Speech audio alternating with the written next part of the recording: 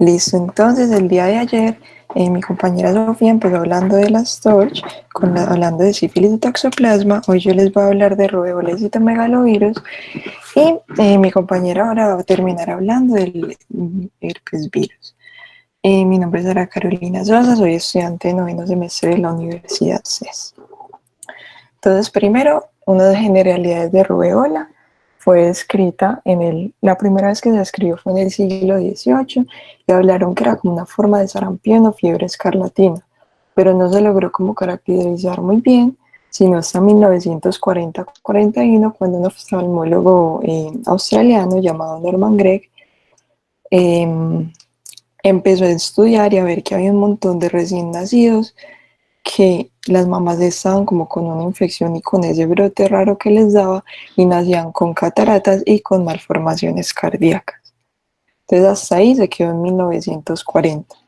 Ya que es importante acá, hay dos cosas, la rubeola o rubeola y el síndrome de rubeola congénita. La rubeola es la infección de transmisión respiratoria por un virus RNA de la familia Togaviridae y el síndrome de rubeola congénita es cuando nuestra mamá se infecta y ya al bebé tiene un compromiso fetal y además de esa infección fetal puede tener o no unas secuelas que por lo general son tardías. Entonces, según la Organización Panamericana de la Salud, describen como un caso sospechoso en un menor de 1 año en el que el médico le sospecha el síndrome de rubeola congénito porque tenga las anormalidades que son cataratas congénitas, defectos cardíacos, púrpura o hipoacusia, con o sin una historia de rubeola sospechada o confirmada en la mamá durante el embarazo o que ya lo confirmemos por laboratorio. Entonces, primero hablar de epidemiología. Esta es una infección que no congénita, sino la infección como tal de niños pequeños y adolescentes y es más común su transmisión en la primavera. Entonces, quedamos que en 1940-41 la describió este oftalmólogo, pero cuando se le puso como la suficiente atención en Estados Unidos entre el 62 y 64 hubo una epidemia en la que hubo 12,5 millones de infectados, 11.000 muertes fetales y 20.000 recién nacidos que tuvieron defectos congénitos. Entonces ahí ya se volvió pues algo súper importante, se empezó a estudiar y la vacunación llegó en 1970, o sea, la epidemia fue de 64 y se demoraron 6 años en sacar la vacuna. Y solo Colombia la añadió al plan ampliado de inmunización en el 95. Cuando la tenemos que, aquí en la imagen se las voy a señalar, la tenemos a las 12 meses como la triple viral de sarampión, rubeola y paperas y un refuerzo a los 5 años. Y en Colombia, el último brote fue en el 2002, cuando hubo un reporte de 121 casos y 17% de estos se sospechó un síndrome de rubeola congénita. Entonces, primero les voy a hablar de la fisiopatología de la enfermedad como tal y ya luego vamos a hablar de la materna y de la transmisión materno-fetal. Entonces, quedamos en que la transmisión es una secreción de gotas respiratorias, tiene un periodo de incubación de 14 días, que oscila entre 2 y 23 días, y súper importante que el 25 al 50% de las personas van a ser asintomáticas. Se da por exposición a gotas, estas se inoculan en la nasofaringe, empiezan a replicarse de forma local, llegan a los ganglios linfáticos y ya luego se da la diseminación hematógena. ¿Qué es súper importante acá? Saber cuándo es la viremia y cuándo es el rash. Entonces, el virus, o sea, la viremia, el virus presente en sangre, o sea, la viremia, va a estar desde 7 días antes de la aparición del rash. En el momento en el que aparece el rash, significa que ahí la viremia disminuyó. Y después de 7 a 10 días de este rash, el paciente persiste contagioso y es que aparecen los anticuerpos para esta patología. Ya que pasa con la mamá y el hijo, la transmisión es transplacentaria, tiene el mismo periodo de incubación, entonces la madre, como quedamos que casi el 50% eran asintomáticos, tiene una infección, nunca nos damos cuenta, si no se hace controles prenatales, tiene la viremia y en ese momento es el que pasa a placenta y al feto. ¿Qué es lo que hace y por qué me da como todas estas como manifestaciones a largo plazo y tardías? Que los vasos sanguíneos, hace un daño citopático y crea isquemia localizada que tiene como más afinidad retiniana, cardíaca y a nivel de sordera neurosensorial. Entonces, ¿qué puede pasar? Que la mamá se infecte, pero que el bebé no se infecte, que la mamá se infecte de forma temprana y haya una reabsorción del embrión, o que haya un aborto espontáneo, o que haya de forma tardía hay un mortinato, o que se me infecte la placenta pero no el feto, y de la que vamos a hablar hoy, que es infección de placenta y del feto. ¿Qué pasa? Es muy raro que en mamás que ya son vacunadas y en mamás que ya les había dado la infección por rubéola antes, les dé en un segundo, pues una reinfección, se la pasen al bebé, porque se considera que esa segunda infección tiene una viremia mucho menor y por lo tanto los efectos congénitos van a ser menores al 5%. Entonces este cuadrito es importante porque vamos a ver que a menor edad gestacional es mayor la transmisión y mayor la afectación. Entonces, en menos de 12 semanas el riesgo de transmisión es más o menos del 90%, que tengan el síndrome de rubéola congénita del 80 al 90, va a tener defectos cardíacos, oculares, sordera, retraso psicomotor y, súper importante, un 20% de probabilidad de aborto. Que también vamos a ver que entre las 2 y las 10 semanas la transmisión baja casi a la mitad y sigue la sordera, retinopatía y microcefalia. De las 16 a la 20 ya baja otra vez a la mitad del 25%, y hay un riesgo de sordera que es mínimo. Se dice que a partir de las 20 semanas ya no hay transmisión de esta infección, pero algunos estudios han encontrado que cerca del término la tasa de infección la alcanza, fetal alcanza el 58%. Entonces, ¿cuáles son las manifestaciones clínicas? Son muchísimas manifestaciones, pero las vamos a separar entre las permanentes y las transitorias. Entonces, asumiendo que al bebé ya se le pasó la infección, nadie vacunó a la mamá, nadie se dio cuenta de la infección de la mamá, entonces se me va a presentar con un brote muy característico que se llama el blueberry muffin, que es este que vemos acá, un bebé con hepatosplenomegalia, un bebé con bajo peso al nacer que antes no le detectaron el retraso del crecimiento intrauterino, con anemia, con neumonitis, una imagen muy característica que es que la radiografía de los huesos largos de ellos tienen radiolucencia ósea, y esas son transitorias, que yo qué puedo hacer, manejo de soporte y ya. ¿Cuáles son las permanentes y que a mí me preocupan? La triada de Gregg, que Gregg fue pues el oftalmólogo que vimos que lo descubrió en el 1941 y describió él específicamente la sordera neurosensorial, las cataratas y malformación cardíaca de ductus arterioso persistente. ¿Qué es lo más común? Que haya manifestaciones auditivas, sordera neurosensorial en 60-75% y puede ser unio bilateral leve o profunda. Ya respecto a la visión, aunque él describió cataratas, se ha visto que la retinopatía pigmentaria es mucho más común y que incluso puede haber glaucoma, pero es más raro y se presenta el 10 al 30%. Las cardíacas, también tenemos dos manifestaciones importantes: el ductus arterioso persistente, que es el más común, pero el hallazgo más patognomónico es la estenosis de la arteria pulmonar. Y también puede haber un CIB, una coartación de la aorta, pero es más raro. Y dice que puede estar del 10 al 20% o alcanza hasta el 50% de los pacientes. Otra que, aunque tiende a ser un poco más común que la cardíaca, pero no está dentro de la triada, es manifestaciones del sistema nervioso central, que está entre el 10 y el 25%, y y puede dar microcefalia, retardo mental, meningoencefalitis, un retraso motor, y el autismo lo subrayo súper grande porque todo esto ahora les voy a contar que se puede prevenir con una vacuna. Y pues como toda esta ola antivacunas habla sobre todo y lo sustenta con que las vacunas dan autismo. Todos sabemos que eso no es verdad, pero en el peor de los casos ustedes pueden argumentar en que listo, la vacunación me da autismo, pero no vacunarme y la infección también me da. Entonces, ¿qué otra cosa es importante? Que hay que hacerle un seguimiento a estos niños casi hasta los 5 años, porque tienen manifestaciones tardías y permanentes. Entonces, hay que estar pendiente de que los testículos ya hayan descendido, hay que estar pendiente haciendo una ecografía renal, y puede aparecer ya después del nacimiento las endocrinopatías, que normalmente son tiroideas, que puede ser hipertiroidismo o tiroiditis, la panencefalitis esclerosante subaguda, que aunque no es lo más común, es muy grave, retraso mental y las alteraciones del comportamiento. El diagnóstico se divide en tres partes. Cuando lo hago cuando es a la mamá, intrauterino si el de la serología de la mamá no me fue suficiente, y en el recién nacido. Entonces, ¿qué es lo ideal?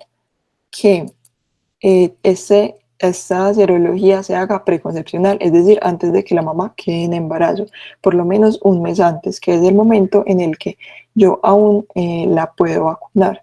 ¿Por qué? Porque la vacunación es un virus vivo que es atenuado y el embarazo se considera un estado de inmunosupresión fisiológica, entonces no se puede vacunar a una mamá en embarazo, pues de SRP.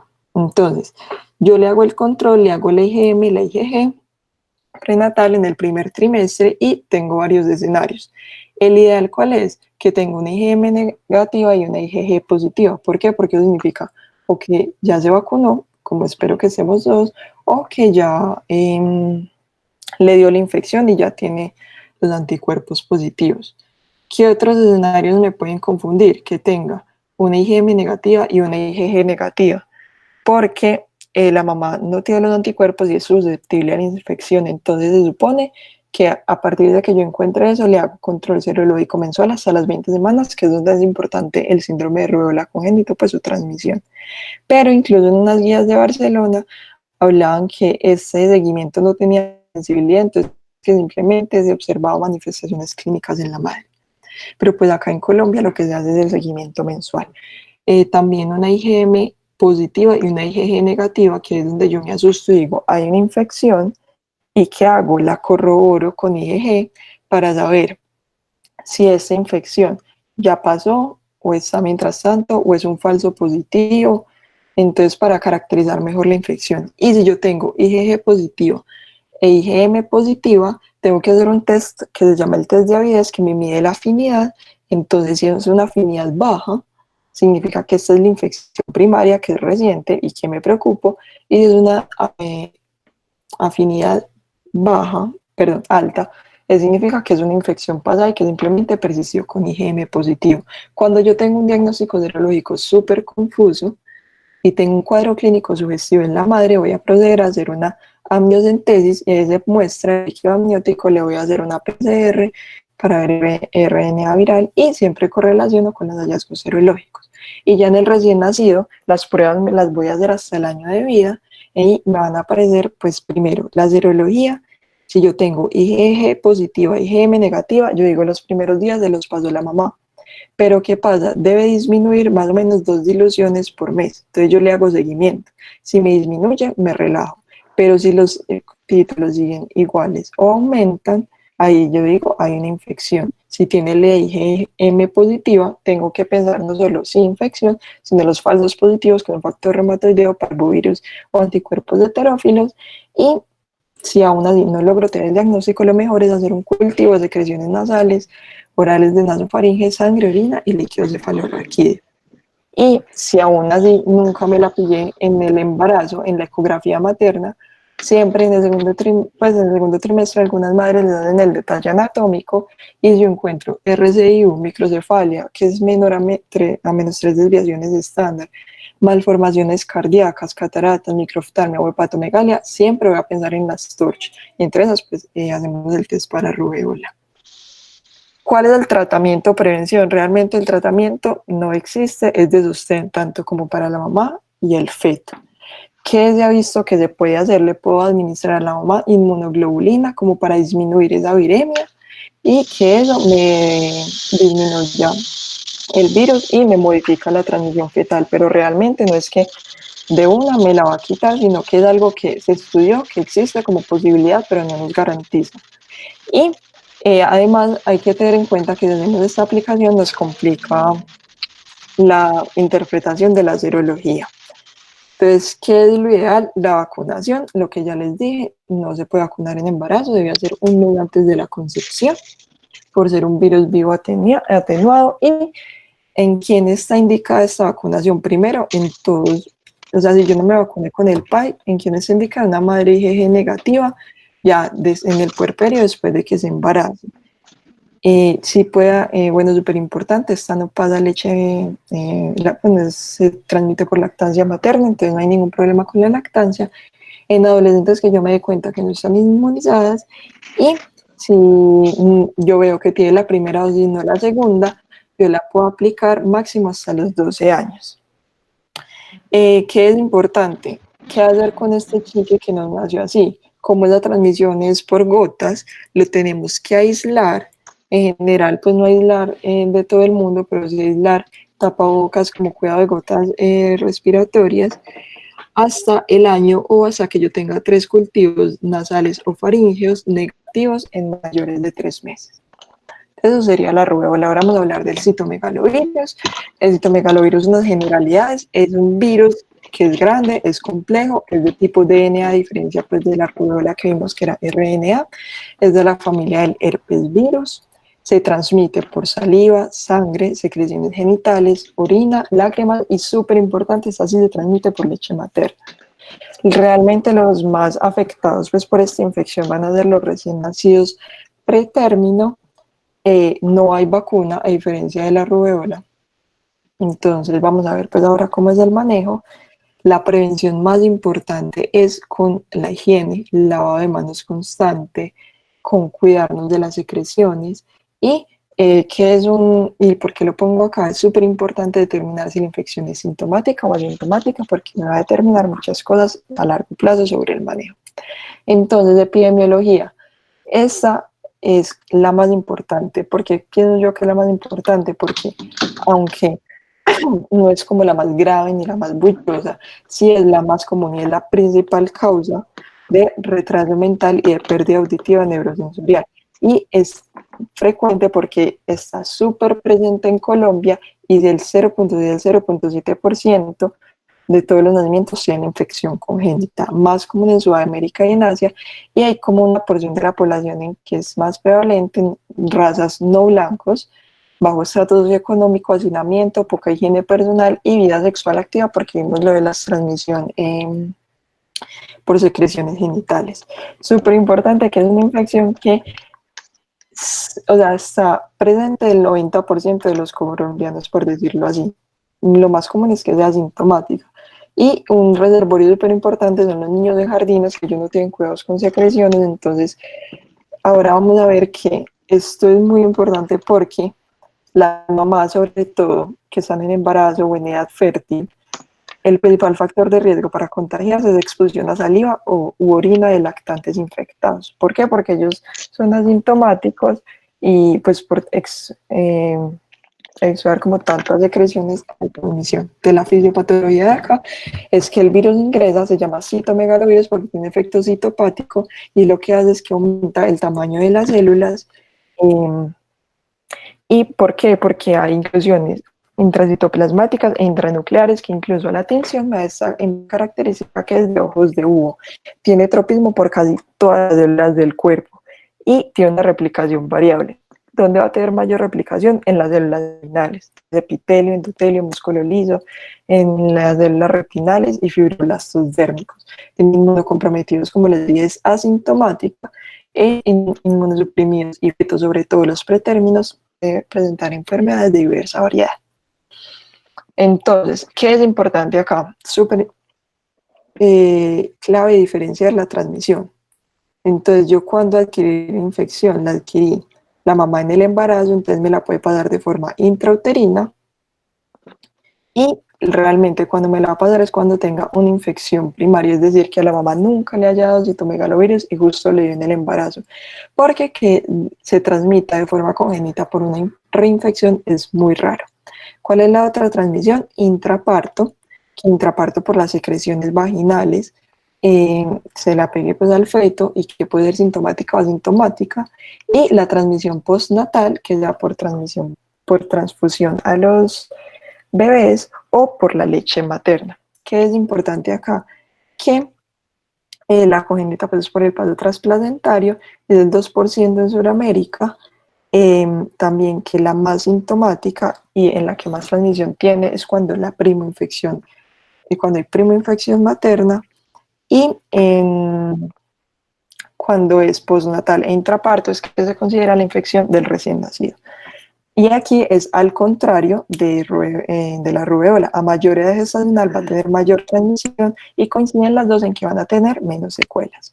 Entonces, manifestaciones clínicas son súper variadas. El bebé puede presentar unas, otras, todas, que es importante que las agrupemos por órganos. Entonces, empecemos trombocitopenia, las petequias, el púrpura.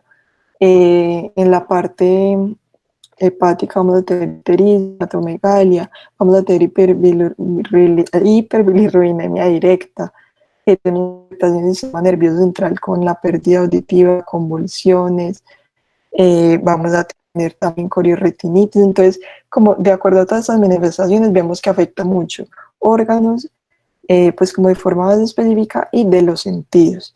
Y tener en cuenta que del 11 al 12.7% van a tener una infección sintomática por la infección congénita, que es súper importante acá, que a nivel fetal, pues o cuando estamos en la ecografía de detalle anatómico en la mamá, vamos a encontrar estas calcificaciones periventriculares, que son las que van a hacer el diferencial con otras TORCH, y vean la microcefalia, que es muy característica. Esta es en un ATAC, ya el recién nacido, y esta es en la ecografía materna, que es importante que tener alteraciones en la tomografía en el primer mes es un factor de peor pronóstico en estos bebés.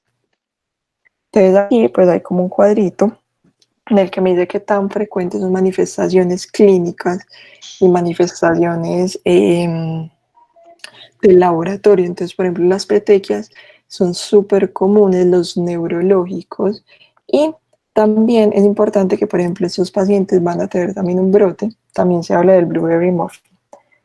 Entonces, ¿cómo voy a hacer yo el diagnóstico?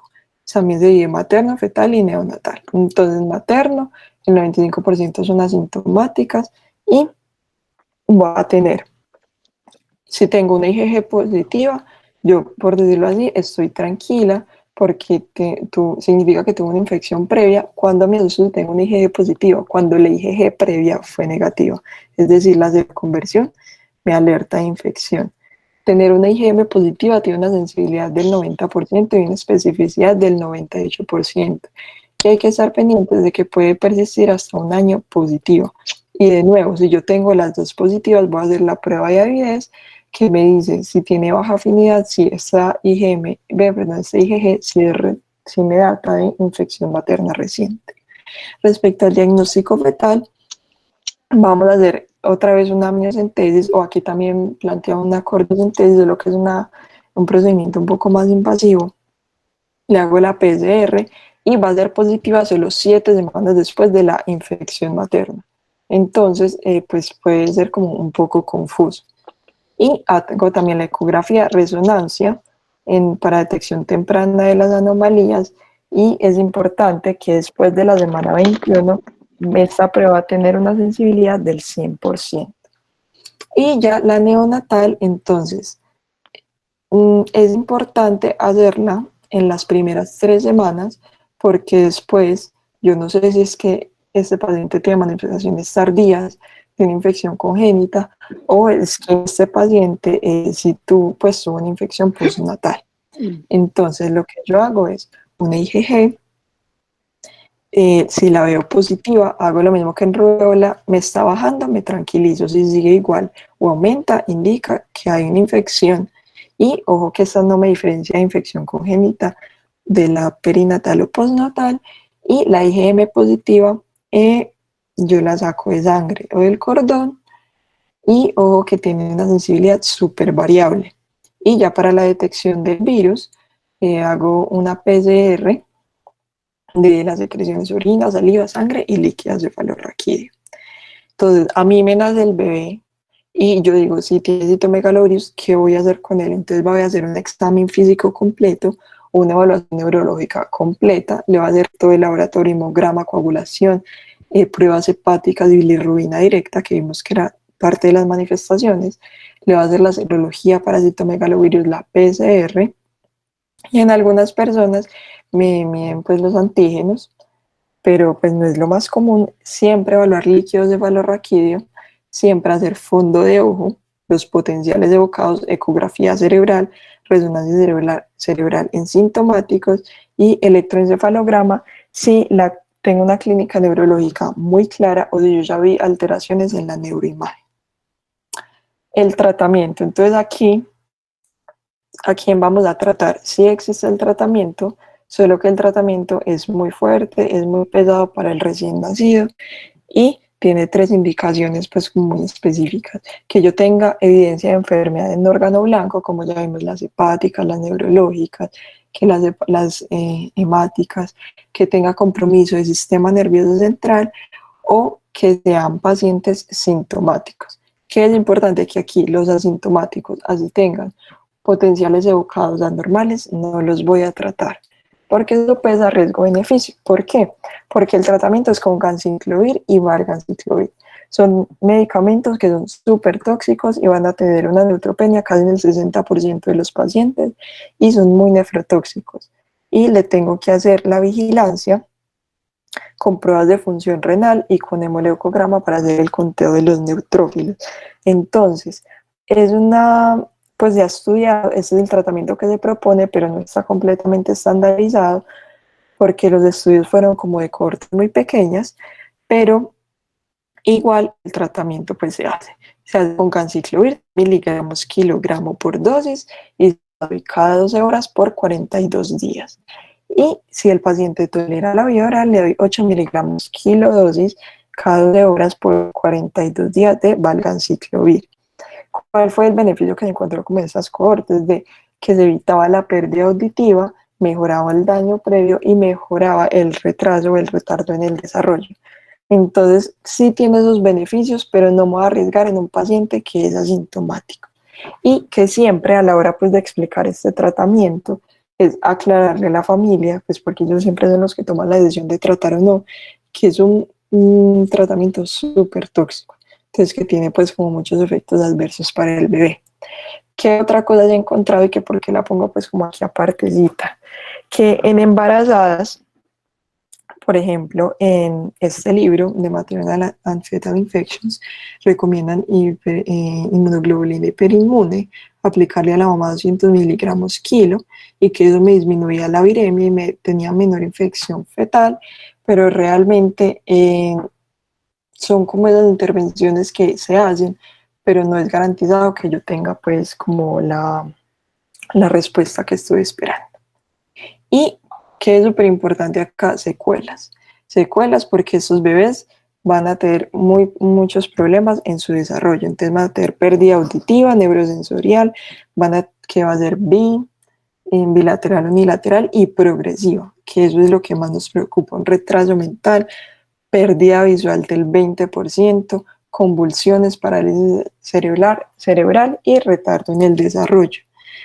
Aquí esta es una tablita de una doctora colombiana que se llama Marcela, Marcela Pérez se llama, y ella aquí pues nos separa la secuela, infección primaria, infección no primaria y desconocida, y vamos a ver que es de infección primaria o no primaria, los porcentajes de tenerlos son súper parecidos.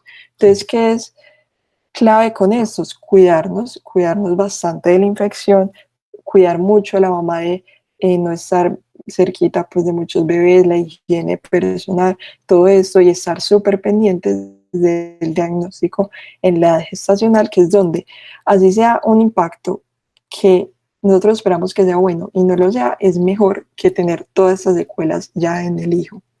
Y esta tablita pues la traía por lo que hemos visto de toxo, rubeola, citomegalovirus y sífilis hasta ahora, que veamos que son manifestaciones súper parecidas, pero por ejemplo, ¿por qué las podemos diferenciar?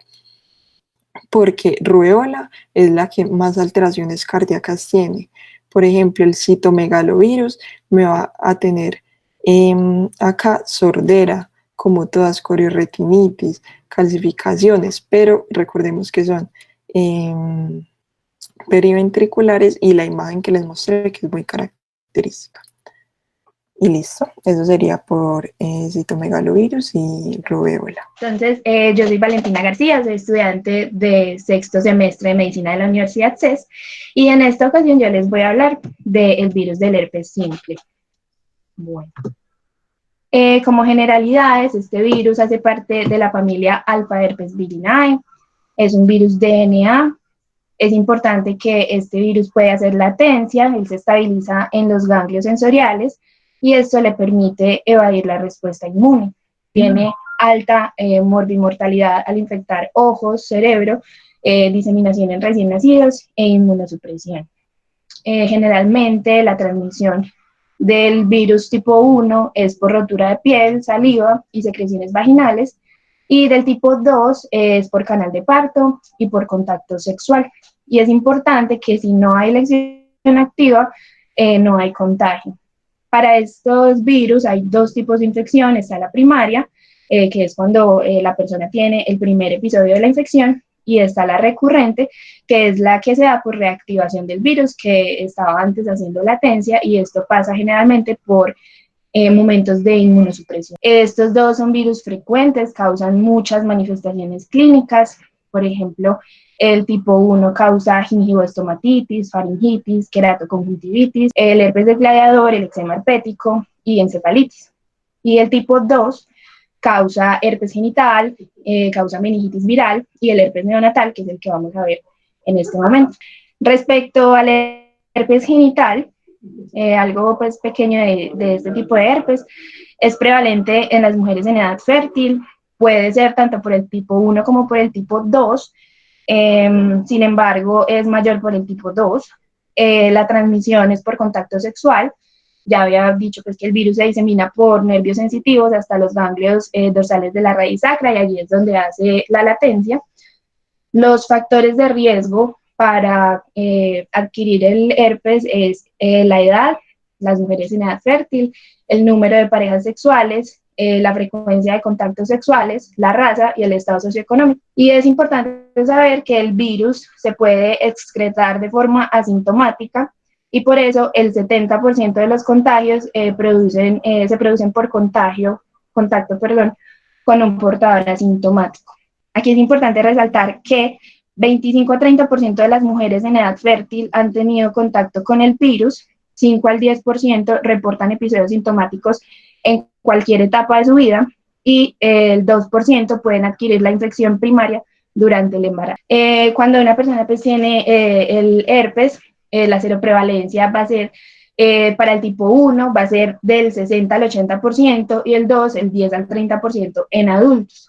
La incidencia de infección neonatal va a ser de 1 en 3.200 partos, siendo causado el 80% del herpes neonatal por el tipo 2, y el 70% de los casos la materna no tiene historia de herpes, ni la pareja pues la ha tenido tampoco, pues no lo reportan.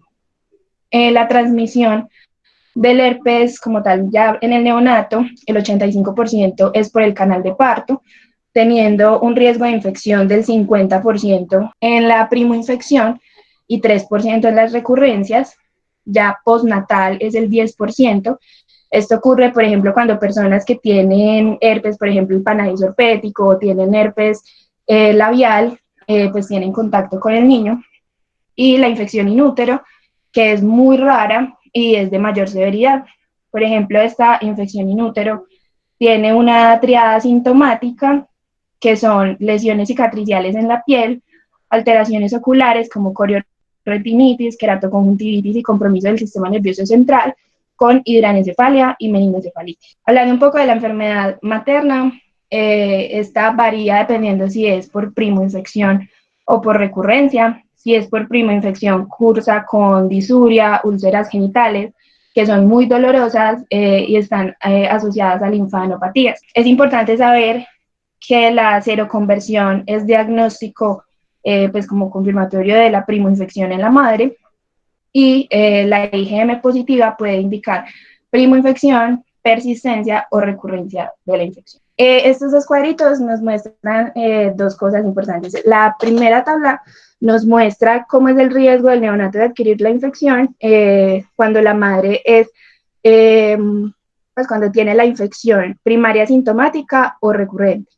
Cuando es primaria sintomática, la madre puede excretar el virus durante 2 a 3 semanas. Es característico que la mamá tiene los anticuerpos negativos y el riesgo de infección neonatal es del 50%, mientras que en el herpes recurrente va a tener menos excreción, que va a ser durante 2 a 5 días, los anticuerpos van a ser positivos y ya había dicho que el riesgo de infección neonatal es del 3%, o aquí dice 4%. Ya la segunda tabla nos dice el riesgo de recurrencia en el momento del parto. Si la madre tiene la primoinfección durante el embarazo, al momento del parto tiene el riesgo de presentar recurrencia de un 36%. Si la infección fue antes del embarazo, entonces se divide en 2. Si tuvo 6 episodios por año, entonces va a menos de 6 episodios por año, el riesgo de presentar recurrencia durante el parto es del 10%. Y si tuvo más de 6 episodios por año, el riesgo de recurrencia durante el parto es del 25%. Bueno, hablando ya de la enfermedad neonatal, hay 3 tipos o 3 formas pues, del herpes neonatal. La primera es la cutánea ocular oral, la segunda es la diseminada y la tercera es del sistema nervioso central. Hablando pues de la primera, que sería la cutánea ocular oral, afecta pues el 45% de los neonatos con el herpes neonatal. Suele iniciar durante la segunda semana de vida y es importante saber que no hay afección visceral ni neurológica. Estos niños cursan con vesículas de 1 a 2 milímetros de paredes finas que se agrupan formando ramilletes sobre una base eritematosa. Ellos pueden empezar como pápulas, luego se forman vesículas y estas vesículas se pueden ulcerar. Las lesiones oculares pueden ser queratoconjuntivitis, microftalmia, displasia de retina y corioretinitis. La mortalidad en esta forma de presentación es del 0%, generalmente no presentan secuelas con un tratamiento precoz. Sin un tratamiento, el 30% de los niños desarrollan disfunción neurológica y ocular, que pues los niños podrían presentar cuadriplegia espástica, ceguera y microcefalia. Bueno. La segunda forma es la diseminada, afecta al 25% de estos niños, hay afección visceral, puede acompañarse o no de afección neurológica. Inicia generalmente al final de la primera semana. Los síntomas sistémicos son insidiosos al principio y luego progresan con mucha rapidez. Los órganos más afectados son el hígado y las glándulas adrenales, y es importante que en los neonatos es indistinguible de una sepsis. Los síntomas comunes pueden ser letargia, irritabilidad, fiebre, convulsiones, dificultad respiratoria, ictericia, que pues son los mismos síntomas de una sepsis neonatal. Y hay que destacar que la mortalidad es del 29% con tratamiento y 80% sin tratamiento. La última forma es la neurológica o la encefalitis, afecta al 35% de los niños. Hay fiebre, convulsiones, letargia, no presenta afección de otros órganos. Los síntomas inician entre los 10 y los 28 días de vida y la clínica son convulsiones, letargia, irritabilidad, rechazo del alimento, inestabilidad térmica y fontanelas abombadas o prominentes. En esta forma, las secuelas van a estar en un 70% de los niños a pesar del tratamiento. Y es importante saber que los antecedentes de prematurez y que el niño presente convulsiones durante la enfermedad significan un peor pronóstico. El diagnóstico se hace cultivo viral y PCR tanto en las lesiones genitales de la madre como en las lesiones cutáneas del neonato y también fluidos corporales. Entonces se puede tomar el cultivo y la PCR de las vesículas, conjuntiva, orofaringe, la sangre del líquido cefalorraquídeo. Se puede hacer pues, la detección del ADN viral por PCR en el líquido cefalorraquídeo, que es muy útil para confirmar la forma neurológica de la enfermedad. Y es importante saber que la serología pues, tiene un escaso valor diagnóstico por la presencia de anticuerpos maternos en el niño. Sin embargo, la persistencia de los anticuerpos totales o de IgG más de 12 meses, confirma la infección neonatal. Bueno, y esta tablita era como para mostrarles la sensibilidad y especificidad de los métodos diagnósticos. El cultivo tiene sensibilidad y especificidad del 100%, y la PCR en líquido cefalorraquídeo tiene una sensibilidad del 98% y una especificidad del 94%. Bueno, ya hablando del tratamiento, pues este tratamiento yo lo dividí en el tratamiento a la mamá y en el tratamiento al niño. Respecto al tratamiento de la mamá, se puede tratar con aciclovir oral en infección primaria en cualquier trimestre de la gestación, porque no se ha probado pues, que el aciclovir tenga efectos sobre el feto o sobre la madre, pues así como graves. Se puede hacer profilaxis con aciclovir oral a partir de las 36 semanas hasta el nacimiento, tanto en primoinfecciones como en recurrencias, y esto es con el objetivo de disminuir la reactivación del virus en el momento del parto. Si hay lesiones genitales activas o síntomas prodrómicos al momento del parto, se indica la cesárea, a menos que pues ya haya tenido una ruptura de membranas mayores de 6 semanas, que ya eso pues ya se hace parto vaginal. La enfermedad neonatal, pues el niño se debe tratar con aciclovir a dosis altas intravenoso. Se trata 21 días en la forma diseminada y neurológica y 14 días en la forma ocular cutánea. Y si hay afección ocular, se debe administrar tratamiento local. Yo leí algunas guías, muchas decían que 20 miligramos por kilo, había otras que recomendaban 60 miligramos por kilo, entonces pues ahí tuve como una confusión, la verdad. Respecto al pronóstico, se dice que hay una correlación directa entre la frecuencia de lesiones cutáneas recurrentes y el desarrollo de las secuelas neurológicas. Los pacientes con más de 3 recurrencias tienen mayor riesgo de presentar las secuelas por posibilidad de viremia en la reactivación que pueda ir al sistema nervioso central. Y el aciclovir profiláctico oral durante 6 meses ha demostrado eficacia para prevenir las reactivaciones cutáneas en los niños. Ya hablando por último de prevención, la principal medida de prevención es identificar a las mujeres embarazadas con herpes genital o que estén en riesgo de adquirirlo. En la mujer con historia clínica de herpes genital, el objetivo es evitar la recurrencia en el momento del parto e identificar las gestantes que puedan ser excretoras asintomáticas. Y si la pareja tiene herpes genital, se recomienda evitar el contacto sexual, o pues si no se pueden aguantar, pues se recomienda que utilicen preservativos, especialmente en el tercer trimestre. Pero en este tercer trimestre, lo mejor que pueden hacer es evitar el contacto sexual. Listo. Ya a modo de conclusión, toda embarazada con lesiones genitales sospechosas de herpes deben estudiar.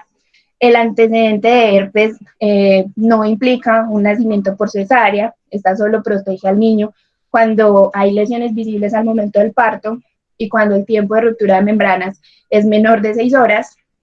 El aciclovir es el medicamento de elección para recién nacidos con la infección por el virus del herpes simple, y la prevención es la detección temprana. Listo, eso es todo. ¿Tienen preguntas?